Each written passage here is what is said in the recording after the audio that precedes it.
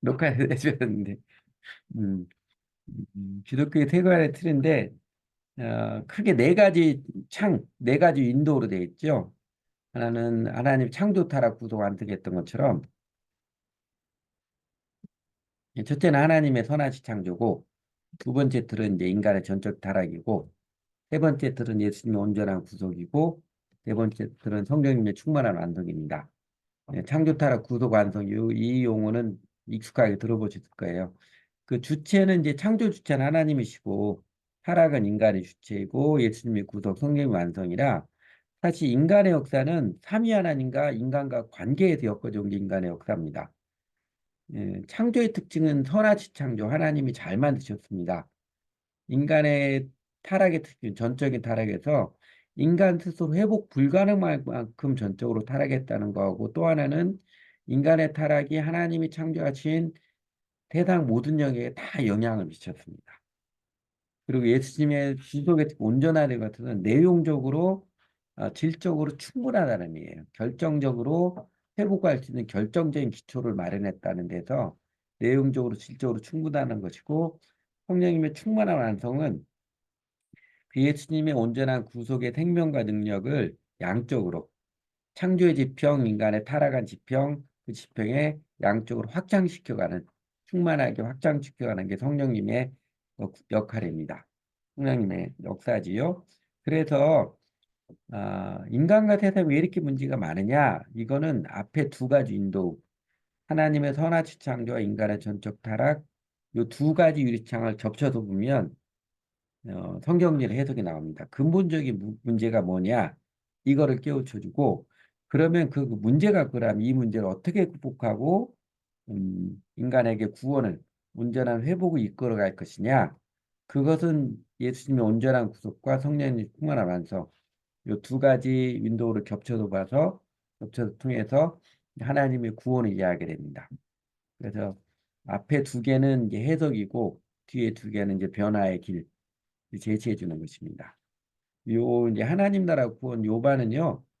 그래서 이제 목차를 보면 처음에 1, 2, 3, 4가가 창조 타락 구속 완성 하나님의 선한 창조 인간의 전적 타락 예수 온전한 구속 성령의 충만한 완성 공동체적인 전체적인 공동체적인 관점에서 접근한 기독교 세계관의 틀이고요. 5, 6, 7, 8과는 그 이 전체적인 하나님 나라의 완성의 틀에 따라서 개인에게 적용되는 하나님께 이렇게 인간을 구원하시는 세상 전체에 하나님 나라 임하게 될 가운데 우리 개인에게 적용하는 그 구원에 대한 것입니다. 익숙한 단어들인데 구원이 뭐고 믿음이 뭐고 그리고 구원의 확신, 주와 이유로 승리하는 게 뭐냐? 앞에 네 관은 공동체적인 관점이고 뒤에 네 관은 개인적인 관점입니다. 앞에 네 관은 양이 조금 많아요. 그래서 아마 한 번에 한 시간 반 이상씩 해야 될 거고, 상대적으로 5, 6, 7, 8과는 그보다는 좀 적습니다. 그다음 좀 적은데, 아, 혹시 이제 여기 서론에 다른 이야기는 거기까지고요. 그래서 이제 이 책이 이제 급서면서 지난번에 이제 복음과 인생할 때는 사실은 복음과 인생은 안 믿는 사람들에게 우선적으로 성경에 대해서 마음을 열고 예수님 알아갈 수 있도록 그 취지가 강했거든요.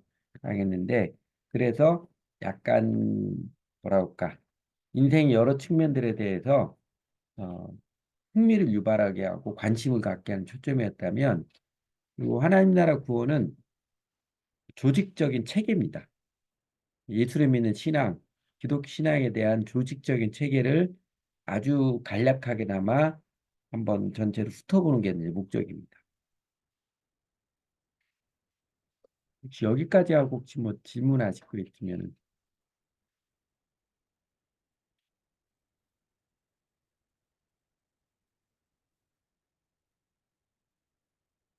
교회를 다니고 처음 예수 믿을 때부터 인간과 세상의 문제가 뭐냐, 성경은 어떻게 하느냐 이런 것에 관심 있지는 않았어요. 그냥 성령님이 긍휼을 주셔서 아무 생각 없이 살아가는 저희들을 인도하셔서 교회를 다니게 하고 예수 믿게 했는데 예수님 믿고 나서 보니까 하나님이 나를 구원해 주신 의미가 그냥 나 혼자 잘 먹고 잘 살아라.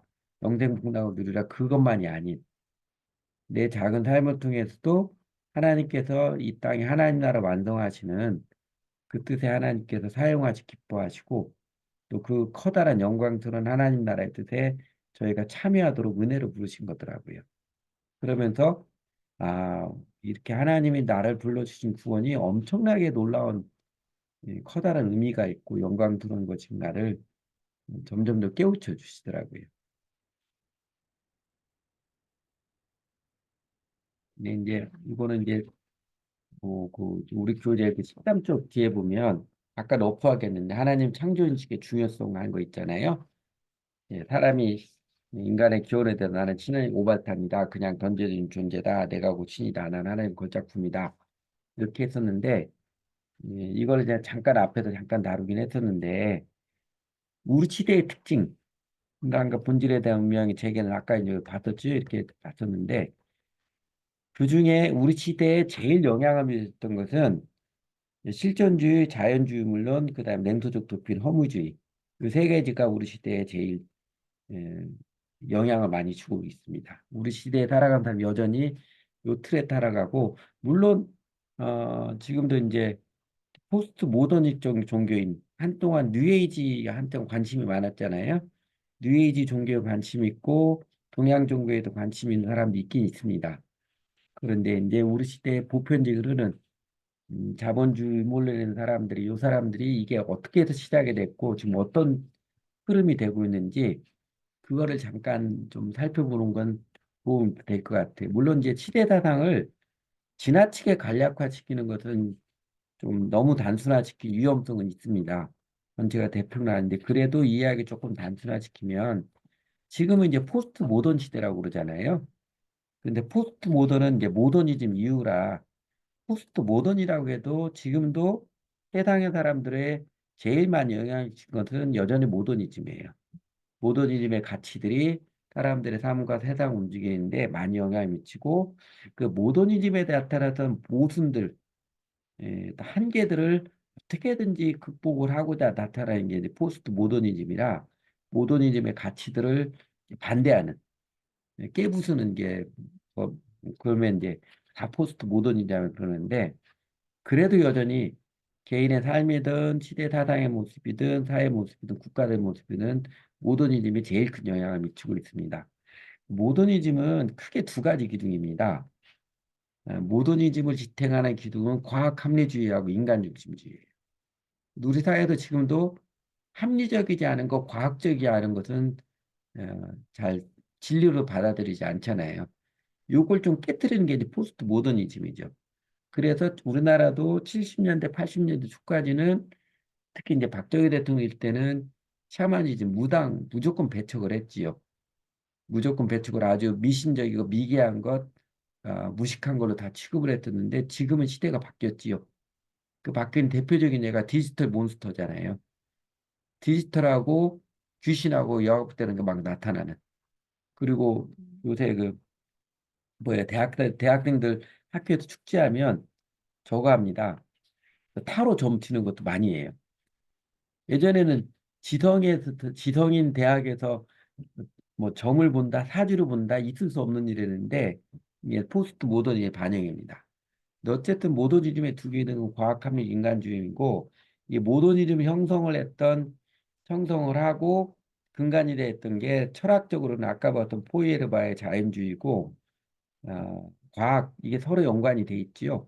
다인의 진화론 등에서 과학 합리주의가 되었고 그 다음에 이걸 인간사의 사회학으로 다인의 진화를 사회적으로 발전시킨 사람이 토마스 헉슬리라는 사회학자지요. 이 사람의 사람은 인본주의를 대표하는데 사실 다윈의 역할이 제일 크죠. 다윈은 그렇게 이렇게까지 생각을 하지 못했습니다. 못했는데 물론 이제 다윈이 이렇게까지 나오게 된 과정도 있지만 우리가 기억하던 진화를 올리는 자연 선택들입니다. 진화를 제일 중요한 건 우연이고 적자 생존이에요. 그러니까 우연히 되어진 게 결코 잘못된 것 아니고 적자되는 논리가 자연의 법칙이고 지극히 이 자연의 법칙이고 당연한 겁니다. 그러니까 그 동물의 왕국 이런 요새 유튜브에서 많이 나오는데 어, 강한 동물이 약한 동물을 잡아먹는 것 그냥 당연히 있는 것이고 그게 절대로 잘못이 아니라는 거죠. 근데 그게 이제 사회학적으로 확정이 되면 강한 자가 약한 자를 지배하는 것은 강한 국가가 약한 국가를 지배하는 것은 당연히 자연스러운 일이다. 그래서 세상을 정글처럼 만들어 놓은 역사들이 있었었지요. 지금도 그러고 있고요. 그래서 이제 진화론의 중요한 것은 아니 원숭이 많다 보니까 점점 더럽고 미끈한 원숭이 나타나 사람이 됐다. 이 우연이죠. 우연이 원리고 그다음에 적자적인 원리입니다. 네, 이제 토마스 헉틀리는 다윈의 불룩이라는 별명을 했는데 그러니까 다윈의 진화론적인 적자생존 논리를 인간 사회에도 고스란히 적용해야 된다고 주창한 사람입니다. 이 사람은 그렇게 이야기했습니다. 여기 말한 대로 철학의 모든 사조들 가운데 진화에 관한 생각이야말로 가장 오랜 역사를 갖고 있다. 그런데 이러한 진화 논의가 중세교회 탄압에 손발에 묶인 채 천년의 암흑 속에 죽어 지냈다. 그러던 중 다윈이 고대 그리스의 사상체계에 피를 수혈했고 비로소 묶였던 손발의 숙제가 풀렸다 그러죠. 아, 고대 그리스 철학 시작했던 그때는 로마 세계관은 인본주의 세계관이죠. 그다음 중세가 신본주의 세계지만 엄밀히 말하면 중세는 신본주의 세계관이 아니죠. 초대교부터 시작을 해서 교회가 복음이 로마를 정복을 했지만 그 후로 중세가 된 것은 교회가 하나님 역할을 대신한 세속화된 종교죠.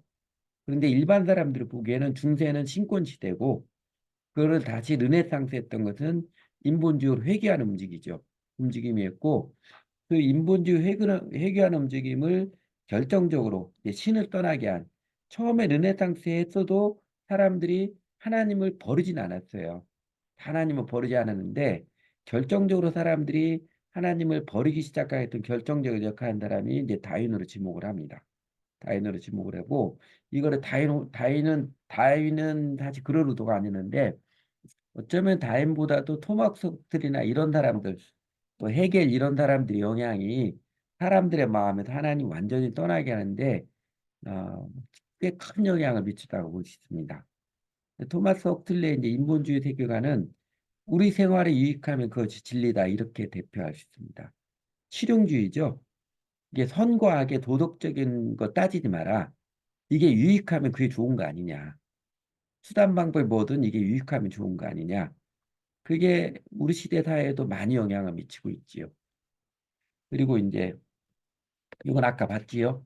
이를 봐봐. 결국 인본주의 유물론인데 물질 만능주의를 만들게 됐던 결정적인 흐름입니다.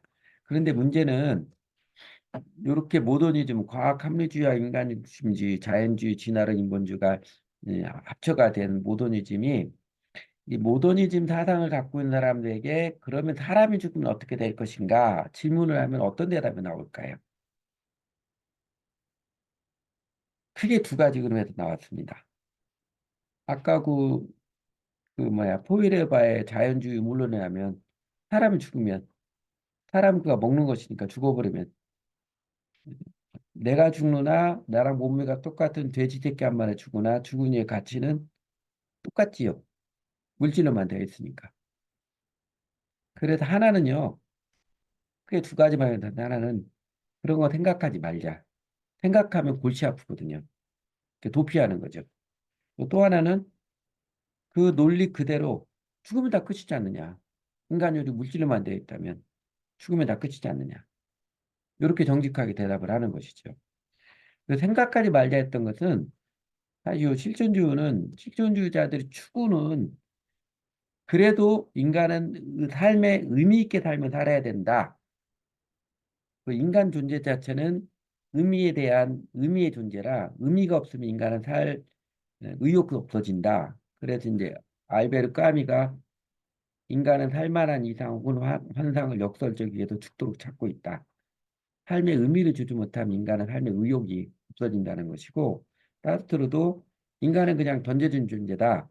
어떻게 왜 사는가 물을 수도 없고 어떻게 사는지 왜 사는가 인간의 기원이나 이런 거 생각하지 말자. 우리가 확실히 아는 것은 지금 있는 존재이니까 어, 그렇게 왜 사는가는 물을 수 없지만 그러나 지금 살아있는 것도 분명하니까 어떻게 살아야 되느냐 어떻게 살아가는데 제일 잘 사는 것이냐 그걸 물어야 한다 해서 의미 추구를 한 게 실존주의들이죠. 근데 이 실존주의자들의 추구는 결국 어떻게 됐어요? 실존주의자 추구는 그 다음에 바로 이어서 허무주 나옵니다. 왜냐하면 사르트르가 했던 말입니다. 인생이란 무에 대해 사라지기까지 보글거리는 작은 의식이다. 이 인생에 생동감을 줄 수 있는 궁극적 의미는 더 이상 존재하지 않는다. 평생 인생의 의미를 추구하고 찾고자 해서 지성의 대명사처럼 그렇게 했었지만 사르트 결론은 이거였습니다. 그래서 그의 대표적인 소설이 벽이라는 단편 소설이잖아요. 인간은 벽에 맞겠다. 앞으로 가도 벽에 맞고 뒤로 가도 벽, 옆으로 가도 벽에 맞겠다. 자신이 그냥 던져진 존재, 있는 모습 그대로에서 인생의 의미를 이렇게도 찾고 저렇게 찾는데 아무것도 못 찾는 거예요. 그래서 철학자들이 그 염세주의자 되고 자살하는 철학자 나오기 시작한 게 이때 이유입니다. 그리고 이제 도피하죠. 왜 사냐고 물으면 웃지요. 그런 거 물어보지 마라. 골치 아프다. 도피합니다. 그래서 하나는 이렇게 훈련하니까 하나는 이제 절규하고 해체로 나옵니다. 절규했다는 것은 또 하나는 이제 초월로 비약을 해요. 논리적으로 아까 모더니즘은 과학 합리주의하고 인본주의를 하는데 과학 합리적으로 아무리 생각해도 답이 안 나오니까 초월로 비약을 합니다. 그래서 절규해체는 이때가 이제 그 이후로부터 이제 문화는 음악이나 미술은 그 정신, 사상이 옷을 입고 나타나는 현상이거든요. 그러니까 음악이 이렇게 멜로디를 선율을 중시하다가 리듬, 리듬을 하게 되고 미술도 구상 밑에 추상으로 넘어가는 때가 이 시대 정신의 반영입니다. 막혔다는 거예요. 막히니까 차분하게 이렇게 쭉 이어나기보다도 꽉 막히니까 거기서 이제 이 영어 표현처럼 메시지를 전한 게 아니라 부르짖는 거죠. 크라이라는 것이죠. 그게 절교 해체로 나타나는지 그래도 지금 현대 미술이나 음악을 좀 들어야 현대 미술은 저게 무슨 작가가 무슨 의도로 그리려고 그런 거 물어보면 이상하다고 보잖아요. 그냥 각 사람이 느끼는 대로 느껴라. 그런 거 뭐 메시지 찾으러 가지 마라. 메시지 찾으러 가면 이제 고리타분한 꼰대 취급을 받지요. 근데 초월로 비약은 이런 거예요. 꽉 벽에 막히니까 과학 합리적으로 아무리 이 공부를 하고 싶어도 안 되니까 같은 이제 실존주의 철학자 하이데거나 야스퍼서 상층부 경험을 이야기하죠. 궁극 체험과 초월을 이야기합니다. 그냥 쭉 논리적으로 해서 안 되니까 그러지 말고 의미가 살아있는 인생을 이게 행복을 위해서는 반이성적이라도 권하고 싶다. 왜냐하면 그냥은 우울하거든요. 그냥 우울하고 지치니까. 그래서 아까 그 올데이스 헉슬리 저기 그 손자인데 아까 그랬는데 히피죠. 히피 문화가 이제 청바지 찢어진 거 입고 옛날부터 지금은 뭐 자연스러운 분이지만 그다음에 이렇게 머리 장발로 기르고 그다음에 마약하고 이런 히피 문화가 뭐 공부 전혀 안 하고 이런 사람이 아니라 히피의 기로는 영국의 그 옥스브리지, 옥스포드하고 캠브리지 대학생들이 인생의 의미를 찾고 했는데 못 찾겠는 거예요. 올덱스 헥스리가 실제 그렇던데 자기는 인생의 행복을 위해서 마약을 권하고 싶다 해서 자신도 마약을 사용했고 제자들에게도 마약을 권했습니다. 어디 가도 인생의 의미 못 찾으니까. 근데 이게 교회도 이 비슷한 현상이 나타납니다. 이제 요거를 잘 이렇게 파헤쳐 준 책이 그 유명한 책이 프랜스 셰퍼 박사님의 이성애로 도피라는 책이죠. 인간이 이성으로부터 도피를 하기 시작해가지고 그다음부터는 비약을 하기 시작합니다. 더 이상 옳고 그름 논리적인 게 중요하지 않아요. 그냥 사람에게 처음만 좋으면 됩니다. 느낌만 좋으면 되는 거예요. 근데 교회 현상에 나타나는 게 어떻게 나타나요? 이거는 이제 신학적 의미에서도 그 자유신화의 원조라고는 슈라이막과 종교는 절대적인 의존 감정이다. 이렇게 나왔던 게 그전에 그 의미를 주는 사상적 축으로는 안 되거든요. 그러니까 신앙은 절대적 의존 감정을 했던 것처럼 교회 안에도 신앙은 머리로 하는 것이 아니라 가슴으로 하는 것이다 그러고 성경을 공부하고 성경의 뜻이 뭐하냐 이게 중요한 게 아니고 뭘 하든지 사람들이 교회 집회에 왔을 때 느낌이 좋으면 뭔가 삘이 있으면 좋은 거로 그렇게 여겨진 문화가 아직도 많지요. 그래서 예배가 뭔지도 몰라요. 예배를 왜 드렸는지 모릅니다. 그냥 그때 예배 찰 때 분위기 좋으면 예배 참 좋았다 이래요. 그러니까 결국 신앙도 그런 모습으로 영향을 받습니다. 이렇게 이제 이렇게 지금까지 이어지고요. 이게 그러고 있고 그다음에 아까 이제 사람이 죽으면 어떻게 될까? 크게 두 배가 나타나는 건데 하나는 이제 실존주의와 허무주의로 도피로 나타나고 또 하나는 유물론이죠. 유물론은 이게 삶의 의미를 해주면 그러니까 죽으면 다 끝이다. 이거 솔직하게 정직하게 유물론에서 삶의 의미를 물어보면 두 가지로 나타났습니다. 하나는 살아있는 동안 내가 성취하는 만족감이고 그리고 적자생존이 보편적인 자연 법칙이거든 원리거든요. 그러니까 살아남을수록 힘이 센 게 제일 중요합니다. 힘이 정의가 되죠. 이게 이 사상의 바탕에 나타난 게 19세기, 20세기 제국주의고 이게 극단으로 나타난 게 히틀러의 나치즘이죠. 최고의 힘을 승상하는.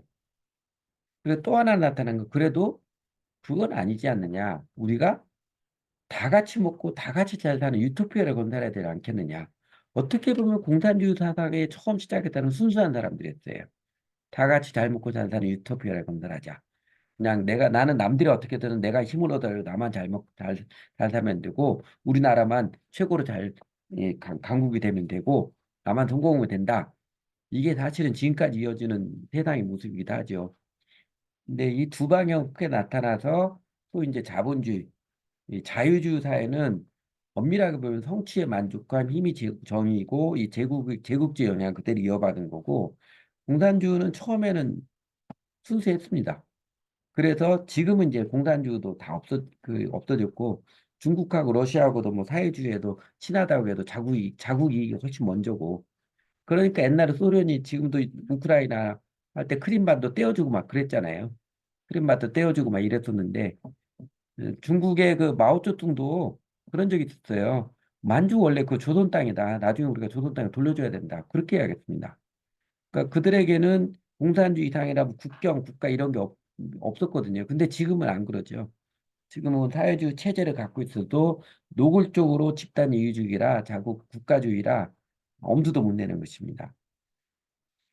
그래서 이 성취의 만족과 힘이 정의다 이게 나타나니까 나타나는 이제 사회 현상이 세디즘이죠. 테이야르트 사데라는 사람이 이런 세디즘인데 가만히 보니까 집안에 보니까 자기가 남자인데 자기 아내보다 자기 힘이 센 거든요. 이건 자연의 법칙이에요. 힘이 센 남편이 힘이 약한 아내를 다스리는 것은 지배하는 것은 뭐, 뭐, 그 자연의 법칙처럼 정글에 있는 것처럼 당연히 자연스러운 모습입니다. 그래서 아내를 학대를 하는 가학을 하는 것, 그 세디즘이 가학주의라고 그러죠. 그 사람 이름에 나온 것입니다. 그래서 스펜서라는 학자죠. 직접적으로 이렇게 말됐습니다. 무능한 자의 빈곤, 게으른 자의 굶주림과 강자에 대한 약자의 지배는 대국적 견지에도 자비로운 법칙이다. 힘이 없어도 가난하게 살고 게을러서 굶주리면 그건 뭐 마땅한 거다. 당연히 그래야 되는 거다. 힘센 자가 돈 많은 자가 돈 없는 자를 지배를 하고 노예를 삼는 건 그 큰 관점에서 보면 그 자비로운 것이다. 그러니까 어떻게 해서든지 힘을 기르려고 그러고 어떻게든지 부자 나라가 되려고 애를 쓰고 혈안이 되지요. 그러다 결국 그게 충돌한 게 어떤 거예요? 그게 결국 충돌한 게 1차, 2차 세계대전이죠. 결차 2차 세계대전 됐다가 이제 반성이 됐지요. 반성이 되는데 반성이 제대로 될 리가 없죠. 인간이 근본적으로 하나님과 관계 회복하지 않거나 역사는 반복되는 지금도 반복이 되고 있고 근데 요새 종종 신문에 나오니까 지금이 딱 2차 세계대전 직전의 모습과 같다고 그러죠. 치열한 경제 전쟁을 하고 있는 그 국가주의, 민족주의가 대두하고 있는 그때보다도 훨씬 더 증폭이 좀 셉니다. 증폭이 센데 그런 모습이 반복되고 있습니다. 근데 상대적으로 공산주의는 세상을 하면 잘 사는 세상을 만들어 보자 열심히 했는데 어떻게 됐어요? 공산주의 혁명이 일어나는데 사람들은 엄청나게 많이 죽어야 됩니다. 그 스탈린이 그런 이야기를 했어요. 그 공산주의자들 모은 데서 만약에 한 나라의 51%가 공산주의로 찬성하고 49%가 반대를 하면 49%를 탱크로 깔아 뭉개 죽여서라도 공산주의 혁명을 일으켜야 된다. 여러분 그 말 들으면 섬뜩하지요. 근데 그 말에 대한 공산주의들은 눈물을 흘리면서 감동을 합니다. 왜 그러게요? 공산주의 혁명이라는데 그러잖아요. 사람이 죽으면 다 끝이거든요. 마을에 100명이 있는데 100명이 먹고 살 수 있는 그, 그 토지, 그 토지의 95%딱 두 사람이 소유를 하고 있어요. 그러면 나머지 95, 나머지 98명은 5% 땅을 가지고 보면 항상 배고파요. 근데 이게 이 지주죠. 부자이죠. 부르주아죠. 요 두 사람, 이 사람 죽으면 어떻게 돼요? 아무것도 남지 않고 다 끝이지. 유물론이라면. 이 사람이 살아있으면 살아있도록 다 나머지 98명이 다 고통을 겪는 거예요. 그러니까 오히려 이 사람은 빨리 죽게 하는 게 선인 거예요. 이 사람 죽으면 어차피 다 끝이거든요. 아무것도 남지 않거든요. 그래서 그런 사람 사회의 암적인 존재라고 그렇게 표현하죠.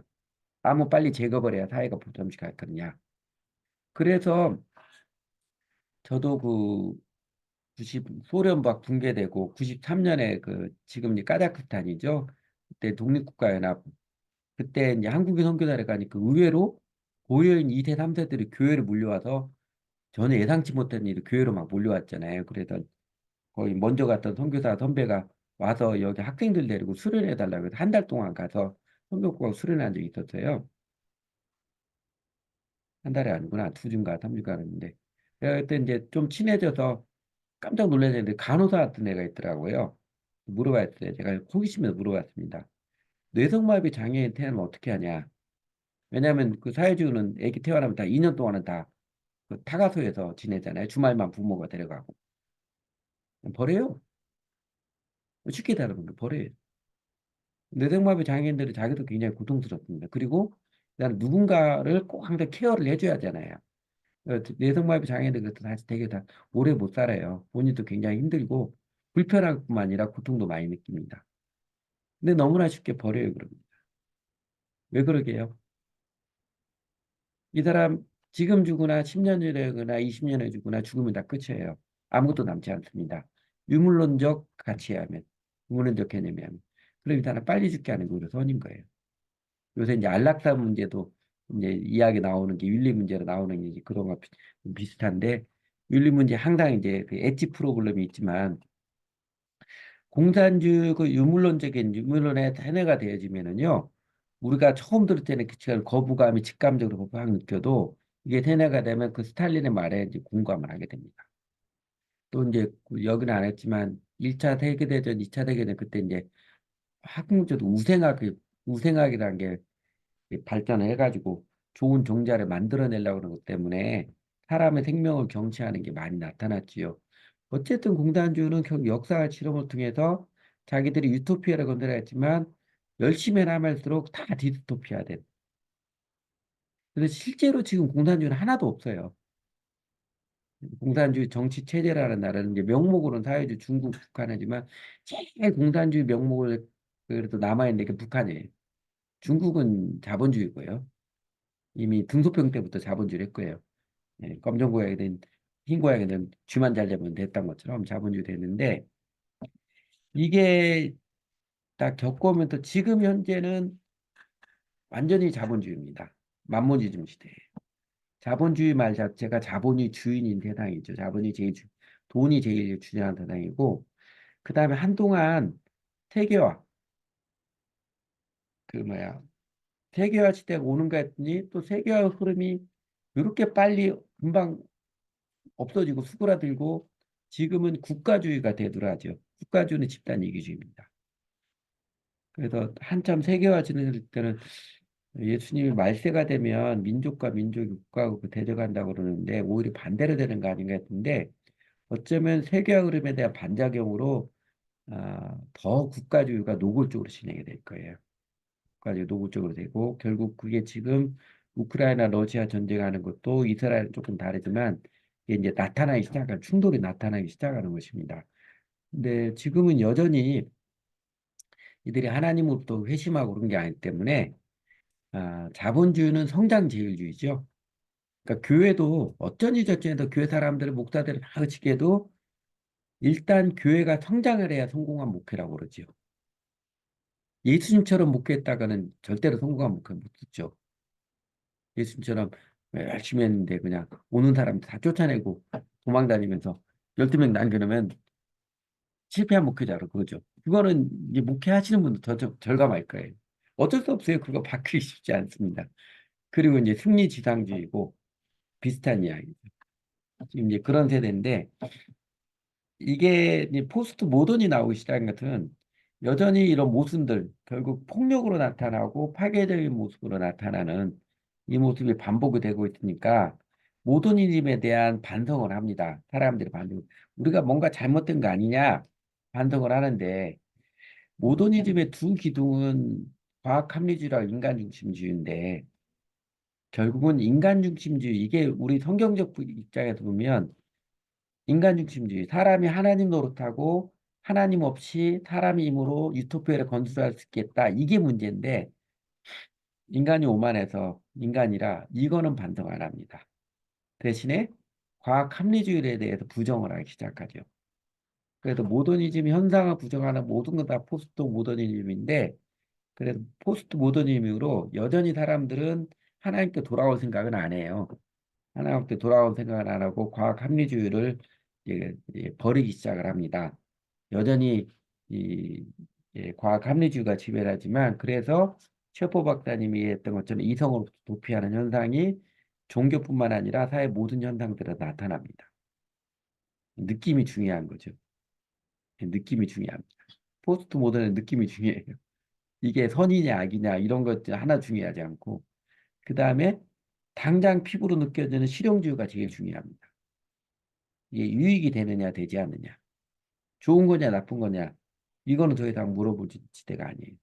그러다 보니까 세상의 사람들이 이 사회학자들한 이야기입니다. 불안의 시대, 좌절의 시대, 공포의 시대, 엽기의 시대라고 부르는데 점점 이 심리적인 불안감들, 불안감이 깊어지는 거죠. 깊어져서 문명의 이기들은 엄청나게 발달했는데 저희가 당장 느끼는 것처럼 20년, 30년 전보다 신경정신과 병원은 굉장히 많이 늘어났어요. 사회 전체적으로 이 불안과 좌절과 공포의 이 분위기가 사람들의 마음 지배를 하거든요. 그러니까 불안하고 좌절을 되고 불안하니까 어떻게 해요? 초월로 비약을 하는 거죠. 그래서 이게 차분하게 원인들을 파악을 하고 원인들을 분석을 하고 거기다 대처는 그게 아니었고 종교 같으면 그 집회 현장에서 뭔가 느껴지게 하는 것. 그러면 사람들이 모입니다. 그러니까 지금도 기독교 안에서도 사람들 모이는 게 제일 중요하면 사람들이 불안한 심리에서 집회에 와서 뭔가 필이 느껴지게 할 수 있도록 그래서 이제 호화로운 집터들 하고 음악 중요시 여기고 앰프 그다음에 이제 여러 가지 화려한 것도 동원을 하는 거죠. 초월로 비하로 그리고 이제 경쟁이 찾아가는 사람도 많고요. 동양 힌두교에 대한 관심들이 많아가는 것, 불교에 대한 관심, 특히 서양에서는 불교와 힌두교에 대한 관심들이 많이 늘어나고 있습니다. 초월로 비약되는데 이런 모습을 그 프랑스의 사상가 자크 엘룰이 미친 세상이라고 표현을 하지요. 뭔가 영혼이 안정감이 없으니까 뭔가 쫓기니까 이제 뭐야 하나 미치는 안타까운 현상들이 되고 있는 때입니다. 이제 저희가 아까 봤던 것처럼 저희는 이제 두 세계를 보여준 게 우리 전도자들의 과제예요. 이런 세상의 흐름을 살아가고 있는 사람들의 그 실체를 깨우쳐 주는 거하고 그러면서 어, 하나님께 돌아와서 하나님 화목했을 때 정말로 하나님의 은혜의 선물로 하나님 함께 하셔서 우리 영혼에 불안이 아니라 평안과 담대함을 주신 것을 경험하게 하는 그 보여주는 게 우리 과제지요. 우리 지금 살아가고 우리 시대 사람들에게 에, 좀 리얼리티 스크리닝 해야죠. 이게 진짜냐? 그게 과연 정말 행복과 사는 맛을 경험할 거냐? 일반 사람들은 예수 믿고 교회 다니고 하면 재미없을 거라고 생각을 하잖아요. 그러나 사실은 우리 자신들이 경험하고 보여줄 게 사실은 그렇게 하나님 없이 살아가는 당신의 삶이 더 속으로는 불안하고 힘들지 않습니까? 그거 깨우쳐 주는 것이고, 그 다음에 하나님과 함께 예수 믿고 따르는 삶이 얼마나 즐겁고 신나고 행복한 삶인지를 보여주고 소개해 주는 게 우리들의 과제죠.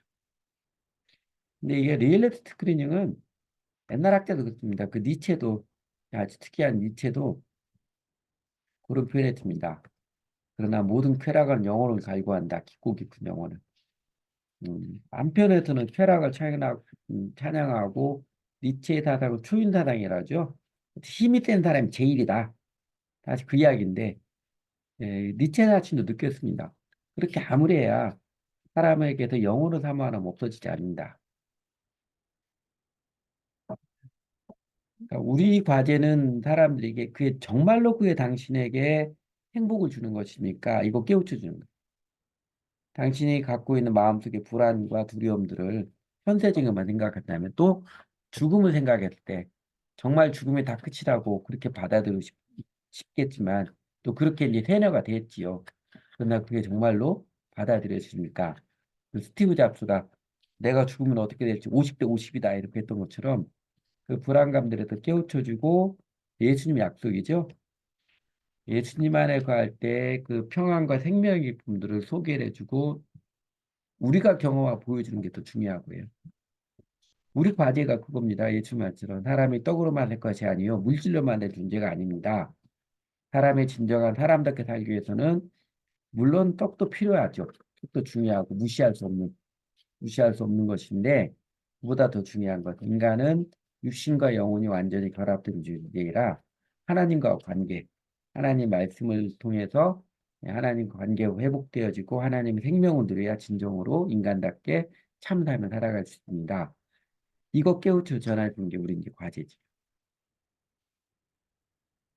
그래서 실제로 예수님이 우리에게 추천했던 이 말처럼 우리 자신이 예수님 믿고 예수님 믿는 것 자체가 이렇게 좋은 거구나.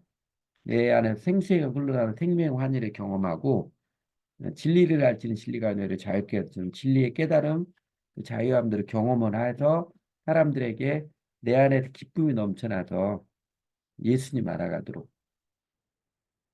초청을 하고 권하는 게 이제 우리 사명이지요. 우리 기쁜 일이기도 하고요. 그래도 하나님 나라 구원은 아까 했던 것처럼 그 기독교 신앙의 전체적인 체계를 아주 간략하게 한번 섭렵하는 과정입니다. 조직적으로 섭렵하는 과정에서 기독교 처음에 세계관의 틀, 창조, 타락, 구속, 완성에 대해서 보고 그 다음에 이제 그 가운데 이제 개인, 사람이 거듭나지 아니하면 하나님 나라 볼 수 없는 일 같은 것 했으니까 하나님의 큰 그 틀 가운데 개인이 하나님과 화목해서 하나님의 생명을 누리고 하나님 나라에 참여하는 데 중요한 요소들 5, 6, 7과는 개인의 초점을 맞춘 것입니다.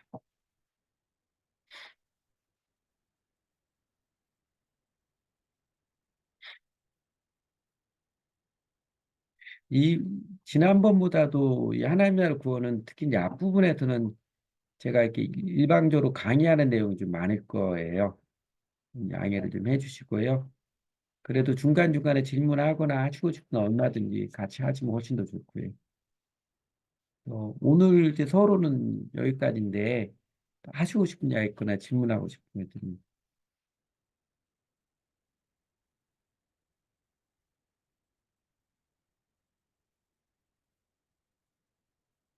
요거는 이제 아까 이야기했던 기독교 세계관에 대한 책들 특히 이제 그 제임스 사이어가 쓴 그 기독교 세계관과 현대사상 그 책은 한번 볼 필요가 있습니다.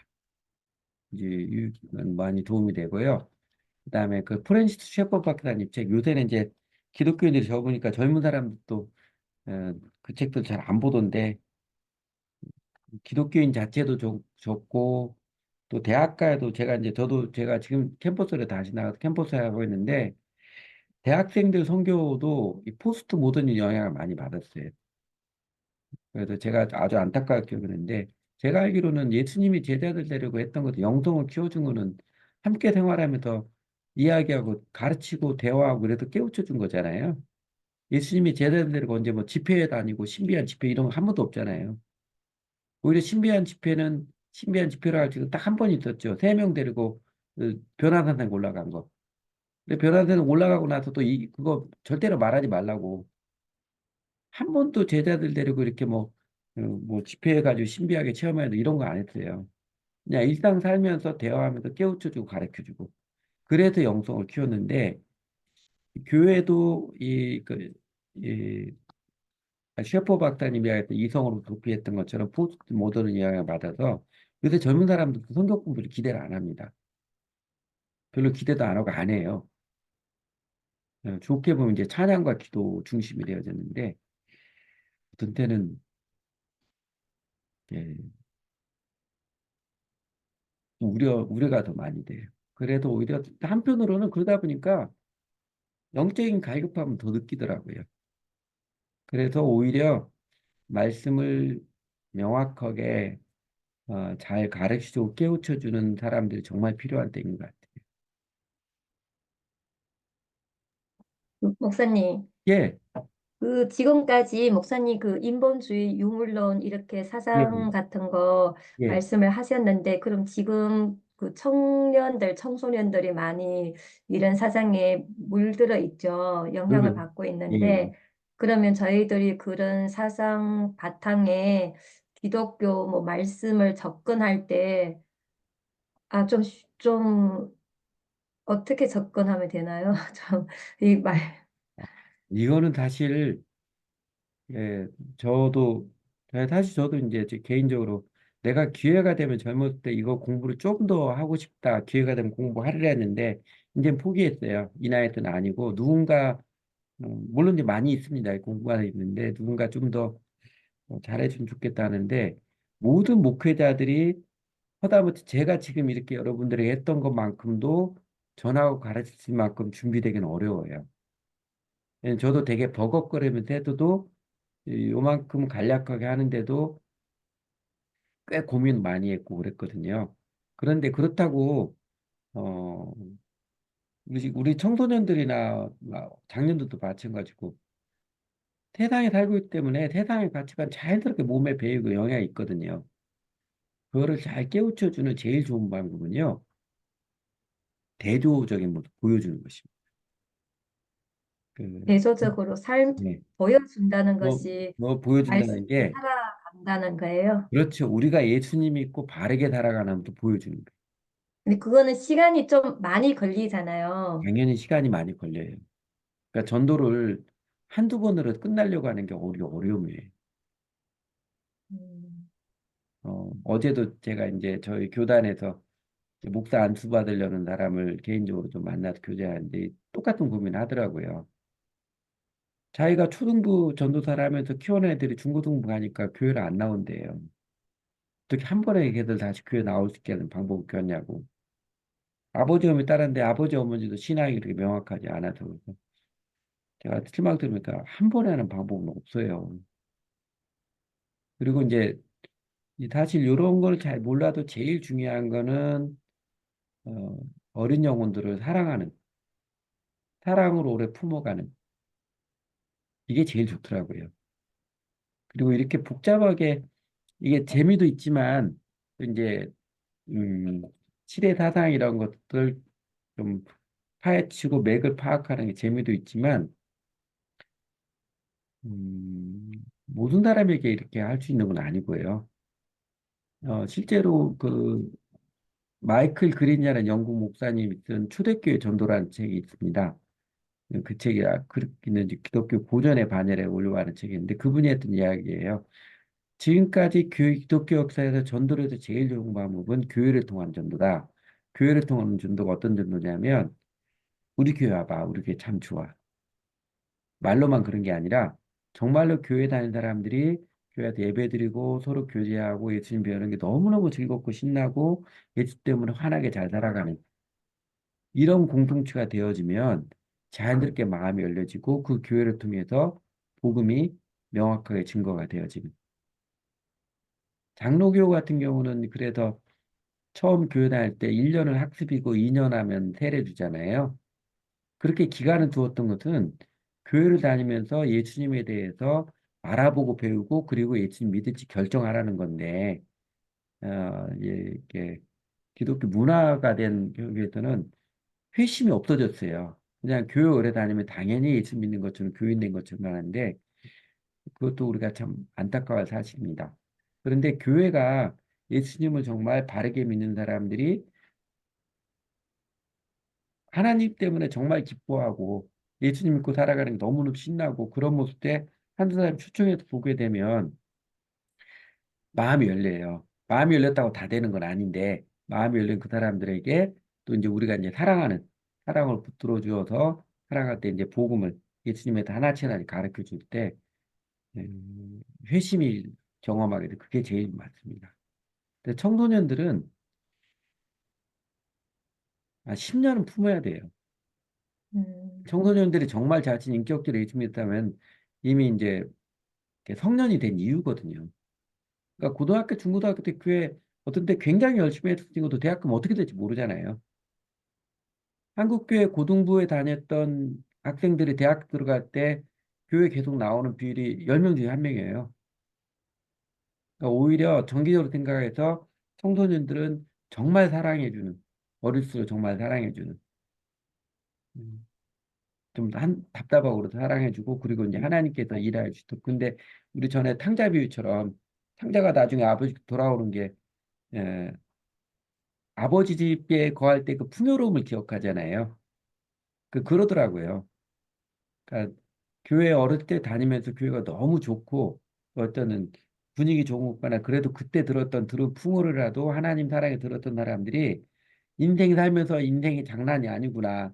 자신의 초라한 한계를 깨닫고 있을 때 그러면 생각납니다. 그래서 실제로 돌아오는 사람이 꽤 있고요. 그 30대 이제 30대 중반 후반 되면 그때 돌아오는 사람 좀 있습니다. 근데 지금 당장 청소년들을 어떻게 예수님 잘 믿게 하고 모르겠어요. 저는 그런 방법 몰라요. 네, 네. 잘 길게 풀어야 돼요. 생각해야 되겠네요. 예, 길게 예. 생각하고 사랑해주고.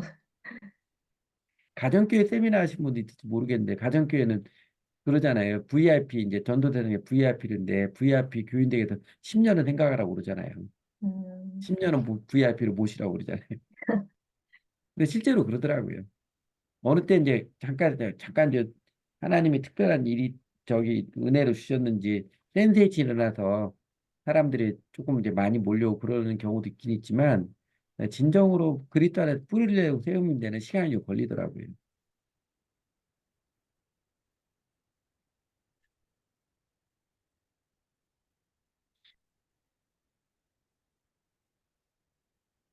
이제 사랑으로 참된 것을 말하고 행하는 게 예수님 닮은 것이라고 에베소 4장 15절 했던 것처럼 저희가 이 세상에 이런 사람들 결국 세상의 흐름이죠.